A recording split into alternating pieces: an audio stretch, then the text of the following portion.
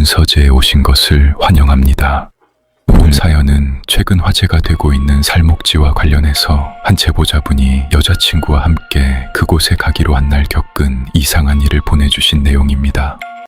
그럼 바로 시작하겠습니다. 저는 지금도 차 뒷유리를 똑바로 못 봐요. 운전하다가 백미러를 볼 때도 일부러 시선을 짧게 끊어서 봅니다. 그날 이후로 생긴 버릇인데 이게 좀 유치하게 들릴 수도 있는데 저도 어쩔 수가 없어요. 그리고 제 차 뒷범퍼에는 지금도 그날 생긴 흔적이 그대로 남아 있습니다. 저는 32살이고 그냥 평범한 회사원입니다. 귀신이나 영혼 같은 거 솔직히 안 믿었어요. 어릴 때부터 그랬는데 친구들이 폐가 체험이다, 흉가 탐방이다 할 때도 저는 한 번도 안 따라갔습니다. 무서워서가 아니라 그냥 재미가 없었거든요. 안 보이는 것에 시간 쓰는 게 좀 아깝다고 생각했어요. 근데 제 여자친구 지수는 정반대예요. 공포영화는 장르 안 가리고 다 보고 새로 생긴 심령스팟 얘기가 나오면 주말 일정을 그쪽으로 잡는 사람이었거든요. 지수가 좋아하는 곳 중에 살목지라는 저수지가 있었는데 몇 년 전에 MBC 예능 심야괴담회에서 제보자가 직접 겪은 일이라면서 거기 괴담을 소개한 적이 있었대요. 그 뒤로 유튜브에 그 저수지 영상이 계속 올라왔다고 하더라고요. 처음에는 이런 취미가 좀 신기했는데 시간이 지나니까 그냥 지수의 일상이려니 했습니다. 그러던 차에 한 공포 영화가 극장가를 흔들고 있었어요. 그 살목지를 배경으로 한 영화였는데 개봉 첫 주말에만 50만 명 넘는 관객이 봤고 일주일 만에 손익분기점을 넘겼다는 기사가 나왔습니다. 그러다 한 달쯤 지나니까 누적 관객 300만 명을 넘기면서 역대 한국 공포 영화 중에 제일 많이 본 영화가 됐다는 얘기까지 들렸어요. 영화도 화제였지만 더 화제가 된 건 그 영화 실제 배경이 된 저수지였습니다. 원래도 괴담으로 좀 알려진 곳이었는데 영화 덕분에 한 번 더 떴다고 해야 하나요? 새벽 3시에도 차가 100대 넘게 몰린다는 뉴스까지 나왔으니까요. 지수는 그 영화 보고 와서 한참 들떠 있었어요. 거기 진짜 가봐야 해. 나 예전부터 유튜브에서 많이 봤던 곳인데 영화까지 거기서 찍었더라고. 사람들이 진짜 이상한 거 봤다는 글이 한두 개가 아니야. 저는 솔직히 별로 안 가고 싶었습니다. 평일 내내 일하고 주말에는 좀 쉬고 싶은데 어두운 저수지까지 차 끌고 가서 목이 뜯기면서 풀숲 들여다보는 게 즐거울 리가 없잖아요. 게다가 그 정도로 유명해졌으면 가봤자 사람만 바글바글 할 게 뻔했고요. 이런 생각을 솔직하게 말했더니 지수가 입을 삐죽 내밀고는 평소보다 2배는 더 길게 졸라댔습니다. 결국 저는 이번 주말에 같이 가주는 조건으로 다음 주말은 제가 원하는 대로 보내자는 약속을 받아내고 항복했어요. 약속했어. 이번 주말 살목지. 지수가 핸드폰으로 그 저수지 이름을 검색해서 보여줬습니다. 살목지. 이름의 살자가 죽일 살자처럼 들려서 섬뜩하다는 사람들이 많은데 실제로는 그 일대에 화살나무가 많이 자라서 화살나무 목, 줄여서 살목이라는 이름이 됐다는 설명이 같이 떠 있었어요. 저는 별 생각 없이 화면을 들여다봤습니다. 위성사진 속의 산 사이에 끼어있는 길쭉한 저수지가 보였고 가장자리를 따라 빽빽한 대나무밭이 둘러싸고 있었고 한쪽 구석에는 물에 잠긴 채로 가지만 앙상하게 남은 나무들이 줄지어 서 있었습니다. 그 사진을 보다가 이상하게 그 물에 잠긴 나무들 쪽에서 눈을 못 떼겠더라고요. 그냥 죽은 나무인데 가지들이 다 같은 방향으로 휘어져 있는 것처럼 보였어요. 누가 한쪽으로 손을 뻗고 있는 것처럼요. 잠깐 그러고 있다가 별 시답잖은 생각이라고 여기고 핸드폰을 지수에게 돌려줬습니다. 그래, 가자. 너무 늦게까지 있지는 말고. 지수는 신난 얼굴로 알겠다고 했고, 그날 밤 저는 그 약속을 까맣게 잊고 잠들었습니다. 그리고 그 주 금요일에 회사에서 갑자기 회식 일정이 잡혔다는 것도, 그 회식이 모든 것의 시작이 될 거라는 것도 그때는 전혀 몰랐죠. 금요일은 그냥 평범하게 시작했어요.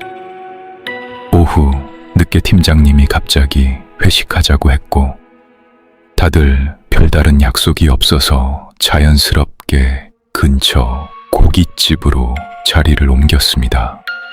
저는 다음날 살목지 가야 하는 걸 생각해서 술을 많이 안 마시려고 했는데, 분위기가 좋아서 한두 잔이 어느새 여러 잔이 됐고, 자리 마칠 즈음엔 머리가 살짝 무거운 정도가 됐더라고요. 운전은 못할 상태여서 가게 앞에서 대리운전 기사님을 불렀습니다. 10분쯤 기다리니까 기사님이 오셨고, 저는 평소처럼 보조석에 앉았어요. 차가 출발하니까 창밖으로 불빛들이 부드럽게 흘러 보였습니다. 라디오에서 작은 소리로 음악이 나왔고, 기사님은 별말 없이 운전에만 집중하셨죠. 차는 무사히 저희 아파트 지하 주차장으로 들어갔습니다. 기사님이 익숙하게 자리에 차를 세우고 시동을 끄고 키를 건네주셨어요. 다 왔습니다. 조심해서 들어가세요. 저는 인사를 했고, 기사님은 엘리베이터 쪽으로 가셨다가 곧 안 보이게 됐습니다. 저는 운전석으로 자리를 옮겨 앉으면서 올라가기 전에 잠깐만 눈 좀 감고 있자고 생각했어요. 지하 주차장은 조용했습니다. 머리 위 형광등 몇 개가 일정한 강역으로 깜빡였고, 어디선가 환풍기 돌아가는 소리가 낮게 웅궁거렸어요. 그 단조로운 소음하고 술 기운, 그리고 등바디에 기댄 몸의 무게 때문인지 어느 순간 깜빡 잠이 들었습니다. 그러다 한 5분쯤 지났나 싶어서 눈을 떴어요. 몸이 찌뿌둥하더라고요. 저는 차에서 내려서 엘리베이터를 타고 올라갔고, 씻을 힘도 없이 그대로 침대에 쓰러져 잠들었습니다. 다음 날 토요일 오후였어요. 평소보다 늦게 일어났는데 머리가 약간 무겁긴 했지만 견딜만 했습니다. 약속한 시간이 되니까 지수가 시간 맞춰서 왔고, 우리는 간단히 저녁을 먹고 해가 완전히 지길 기다렸다가 살목지로 출발했어요. 영화 보고 가는 사람들이 많아서 늦게 가는 게 더 나을 거야. 사람 너무 많으면 분위기 다 깨지잖아. 지수는 그렇게 말했는데, 막상 가보니까 늦은 시간인데도 상황은 완전히 반대였어요. 저수지로 들어가는 좁은 농로 입구부터 차들이 줄지어 서 있었습니다. 차를 겨우 한쪽에 세우고 걸어 들어갔는데, 한밤중인데도 사람들로 북적이고 있더라고요. 삼각대 세워놓고 캠코더로 찍는 유튜버들, 단체로 손전등 들고 다니는 동호회 사람들, 그냥 구경하러 온 것 같은 커플들까지 정말 다양한 사람들이 곳곳에 있었습니다. 어디선가 누가 큰 소리로 영화 대사를 따라 외치는 소리도 들렸고요. 길 곳곳에는 살목지 가는 길이라는 화살표 안내판이랑 현수막이 붙어 있었는데, 그 중에는 야간 방문을 자제해달라는 현수막도 있었습니다. 저는 그걸 보면서 좀 이상하다고 생각했어요. 이렇게까지 써놨는데도 이 시간에 사람이 이렇게 많다니 싶었거든요. 지수는 입을 해벌리고 그 광경을 보고 있었어요. 와, 진짜 사람 많네. 인터넷에서 본 거보다 더한데. 저는 솔직히 속으로 좀 안심했습니다. 이 정도로 사람이 많으면 그냥 구경하다가 적당히 돌아갈 수 있겠다 싶었거든요. 우리는 사람들 사이를 천천히 걸으면서 저수지를 둘러봤습니다. 곳곳에 영화 속 장면 따라 찍기 좋은 포토존이라는 안내판도 있었고 누가 그 앞에서 단체 사진을 찍고 있었어요. 지수 표정이 점점 시들해지는 게 보였습니다. 이게 뭐야, 완전 놀이공원이네. 무섭긴커녕 그냥 시끄러워. 저는 좀 웃겼어요. 그렇게 졸라서 온 데가 막상 와보니 동네 잔치 분위기였으니까요. 그런데 지수는 거기서 그냥 포기할 사람이 아니었습니다. 핸드폰으로 뭔가를 다시 찾아보더니 손가락으로 한쪽을 가리켰어요. 진짜 봐야 할 때는 따로 있어. 영화 포스터에 나온 그 장면, 대나무 밭이랑 물에 나무 잠겨 있는데 사람들 다 그쪽으로 가고 있잖아. 거기가 진짜 살목지래. 저는 그쪽을 봤습니다. 사람들 흐름이 한쪽으로 천천히 움직이고 있었고 줄지어 늘어선 사람들 끝에서 카메라 플래시가 계속 터지는 게 보였어요.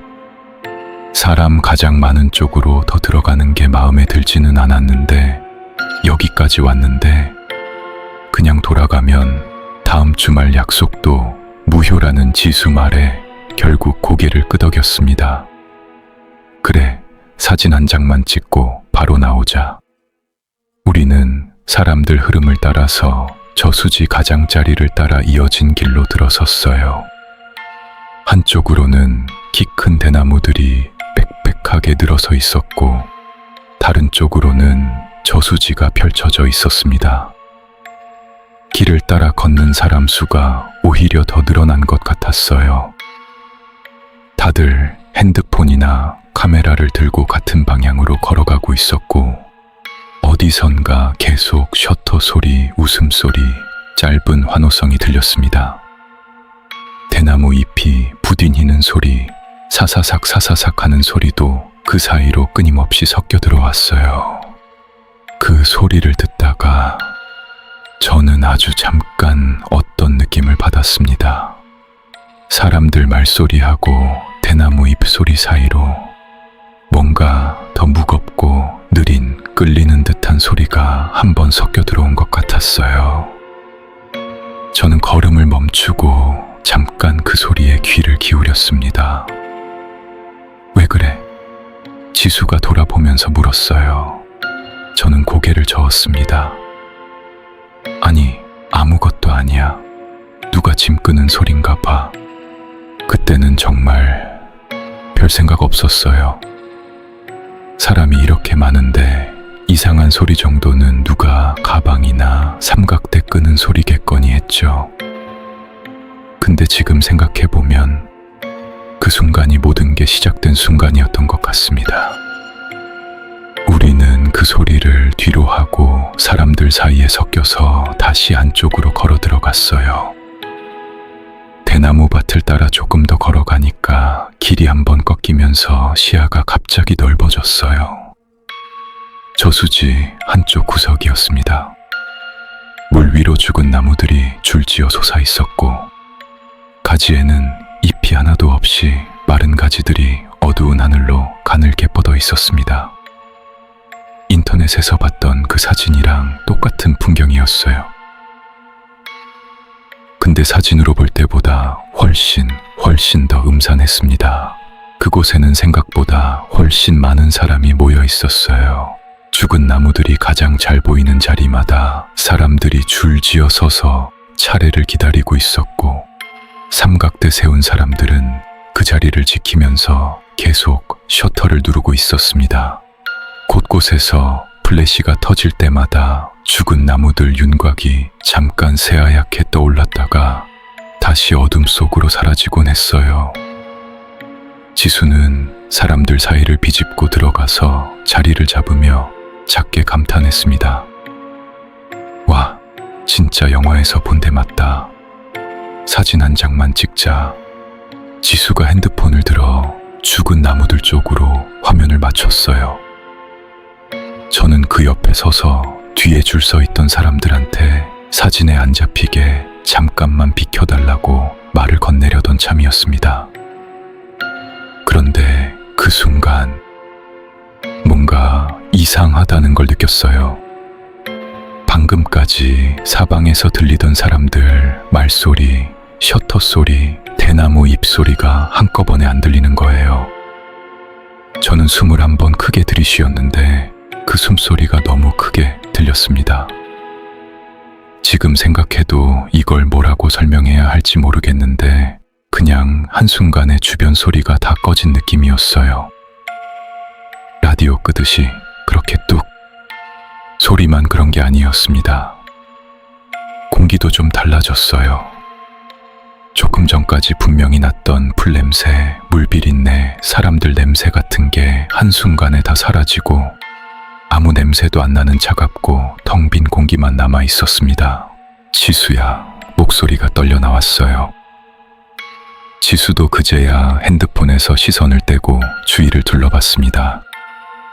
왜 이렇게 조용해? 그리고 사람들 다 어디 갔어?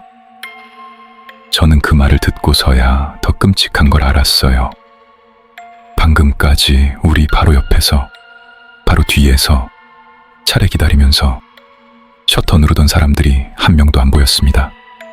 삼각대도, 플래시 불빛도, 사람 형체도 그 자리에 없었어요.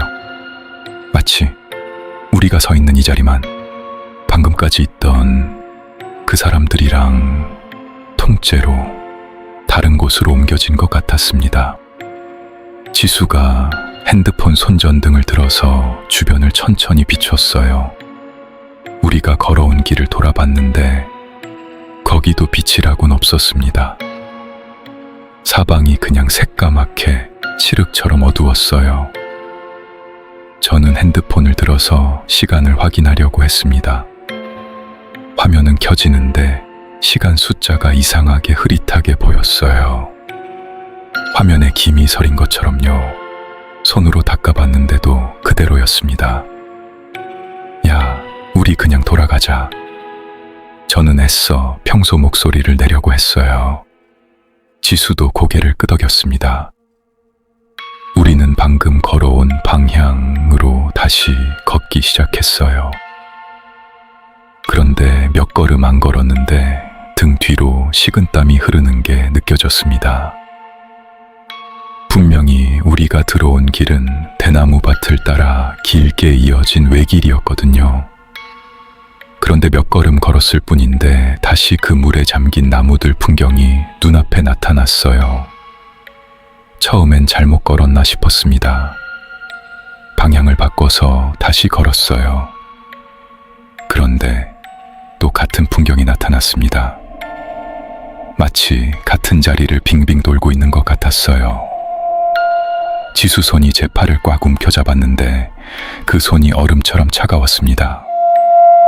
자기야, 나 지금 너무 이상해. 여기 우리만 있는 것 같아. 저는 그 말에 동의하고 싶지 않았어요. 동의하는 순간 그게 진짜로 사실이 될 것 같았거든요.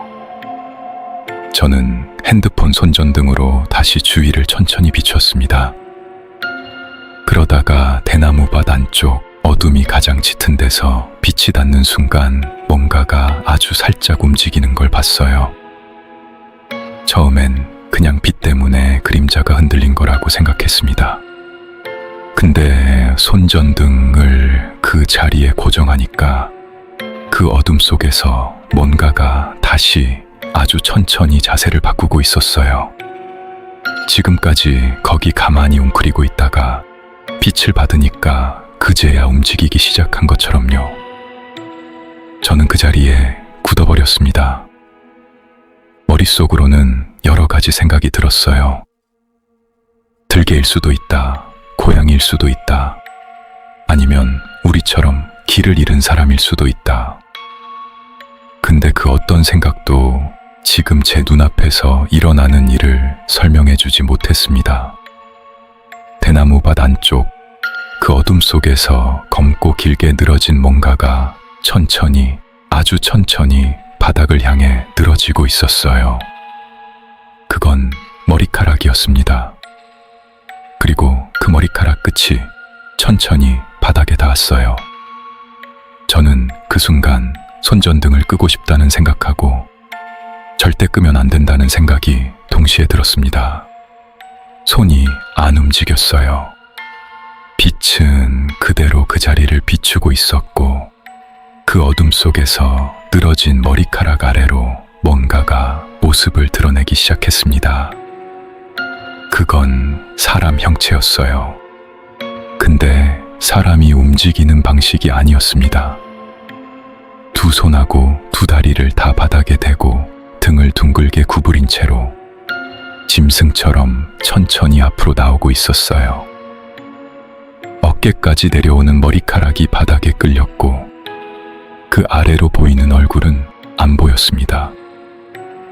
그냥 새하얀 두 손이 마른 가지처럼 가늘고 긴 손가락으로 흙을 짚으면서 한 걸음 한 걸음 우리 쪽으로 다가오고 있었어요.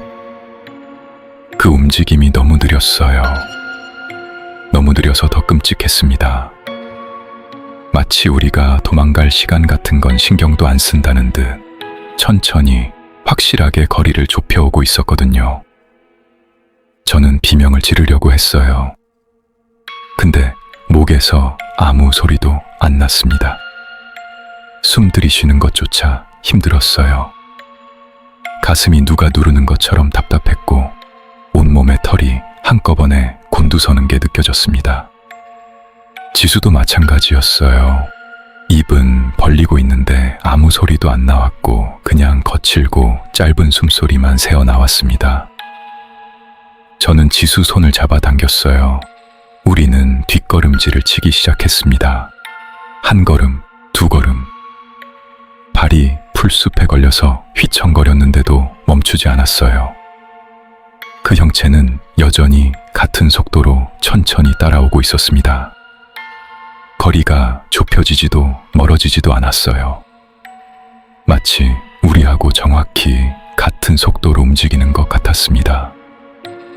뒷걸음질을 치다가 등 뒤로 차가운 물이 발에 닿는 게 느껴졌어요. 그제야 우리가 물에 잠긴 나무들이 있는 구역까지 밀려왔다는 걸 알았습니다. 더는 뒤로 갈 데가 없었어요. 발밑에서 지늘기 신발 속으로 차갑게 스며들었습니다. 그 형체는 대나무밭 끝자락까지 와서 잠시 멈췄어요. 그리고 천천히 그 늘어진 머리카락 사이로 고개를 들었습니다. 저는 그 얼굴을 안 보려고 고개를 돌렸어요.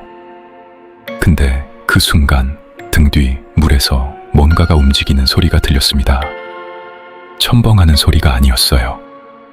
마치 물속에서 뭔가가 아주 무겁게 천천히 몸을 일으키는 것 같은 묵직하고 끈적한 소리였습니다. 저는 본능적으로 뒤를 돌아봤어요.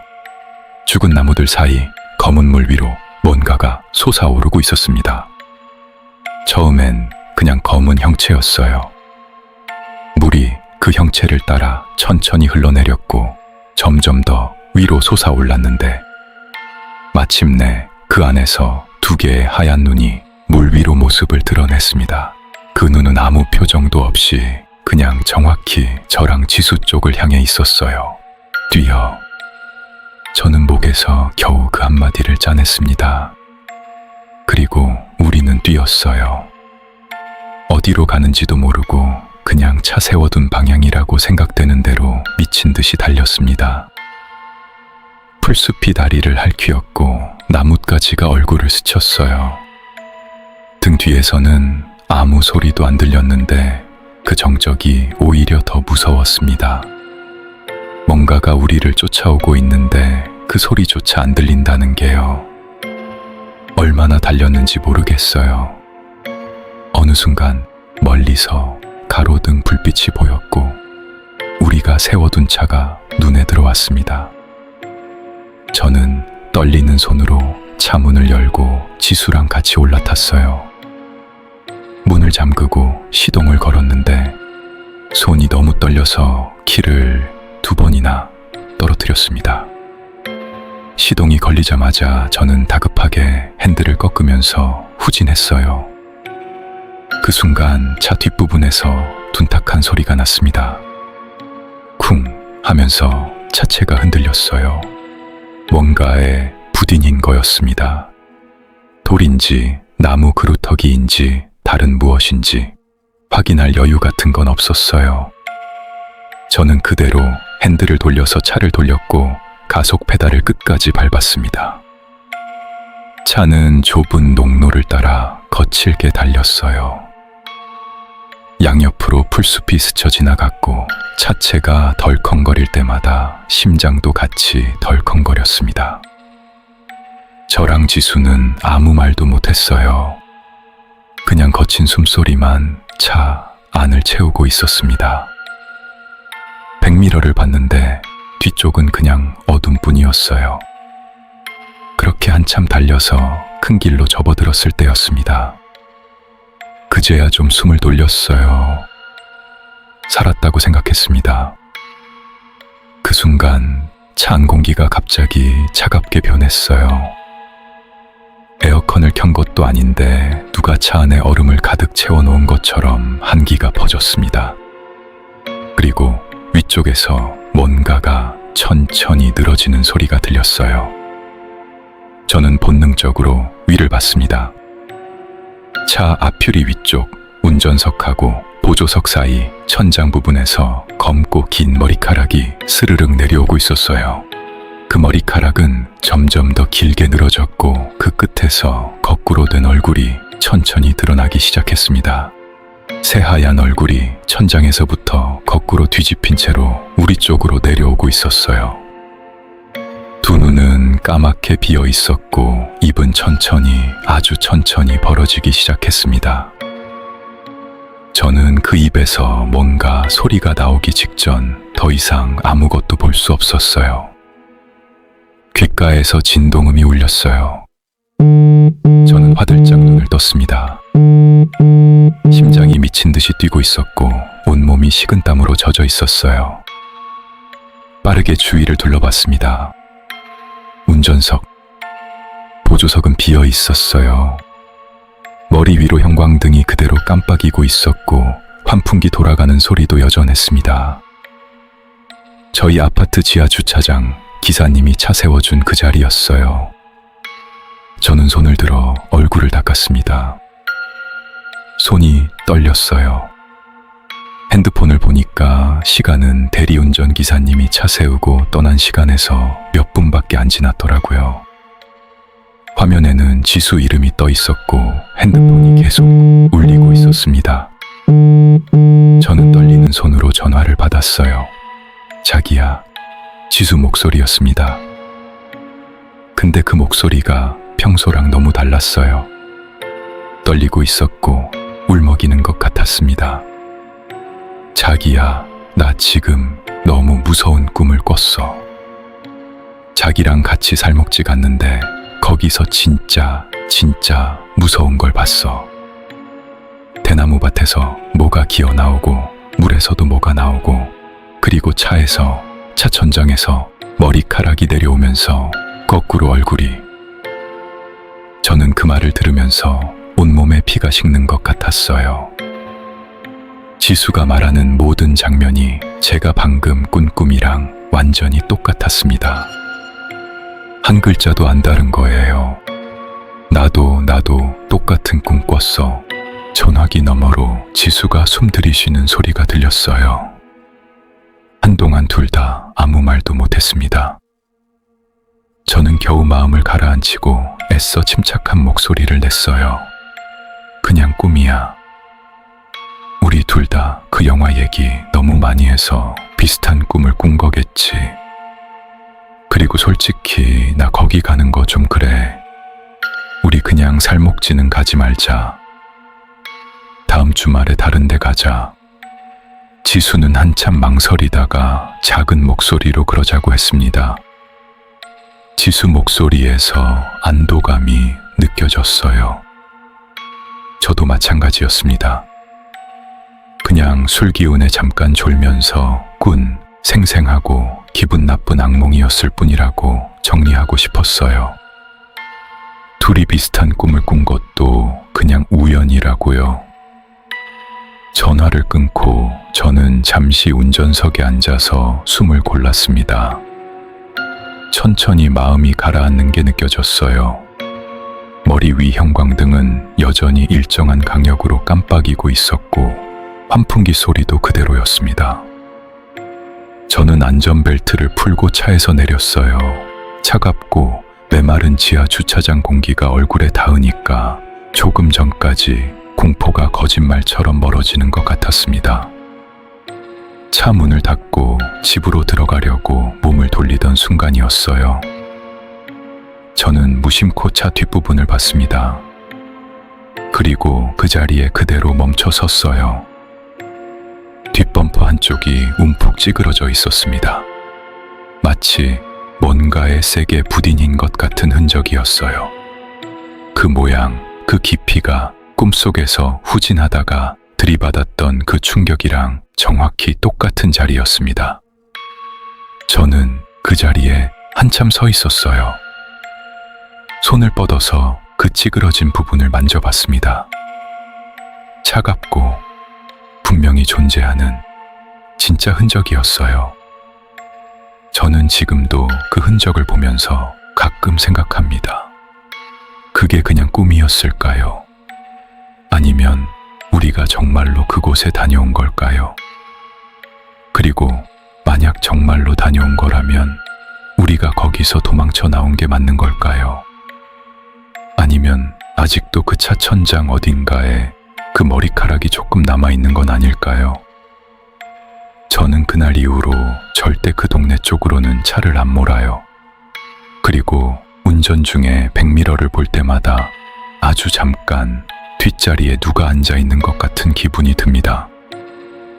돌아보면 아무도 없어요. 항상 그렇습니다. 지금까지는요. 오늘 들려드린 이야기는 여기까지입니다. 그 차 뒷범퍼에 남은 흔적이 꿈 때문인지 아니면 진짜로 있었던 일인지 정말 궁금합니다. 오늘도 검은 서재 금서를 함께 펼쳐주셔서 감사합니다.